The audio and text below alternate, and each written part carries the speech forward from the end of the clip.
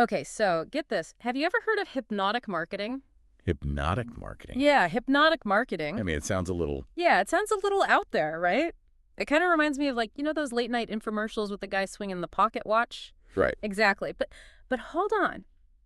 There's actually a workshop that's popped up, and it's promising to turn entrepreneurs like you and me into these client magnets, and they use this term hypnotic marketing. Interesting. Yeah, so today we're diving deep into this whole thing. We're checking their YouTube overview because they have like a little explainer video trying to see if there's any substance to this or if it's all smoke and mirrors. Let's break it down. Let's do it. So this hypnotic marketing mentor, that's what they call themselves, claims to have this whole client attraction thing down pat. Like, no more chasing after clients. They're going to come to you. They make it sound easy. Yeah, effortlessly, they say. And they even promise, like, ready-to-use tools and strategies, which, as entrepreneurs, we're always looking for that quick fix sometimes, right? Absolutely. Yeah. I think it's important to remember that marketing at its core really is about psychology, right? It's about understanding what makes people tick, what makes them want to buy. That's a really good point. So when I hear hypnotic marketing, I'm immediately thinking, okay, are they using psychology ethically? Are they manipulating people, or are they just really good at understanding their target audience and crafting persuasive messaging?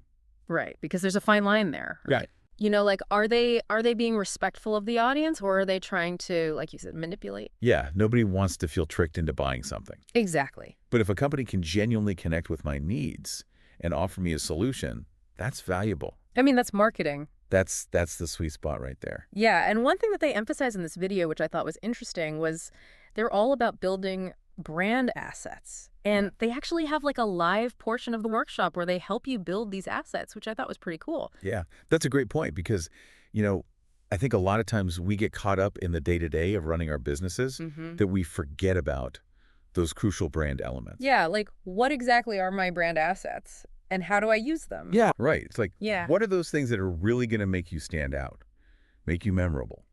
So we're talking about a strong logo, consistent visual design, a compelling brand story. These are the elements that help people connect with you on a deeper level. Yeah, it's funny you mentioned the logo thing because I always think of Apple. Of course. Like their logo is so iconic.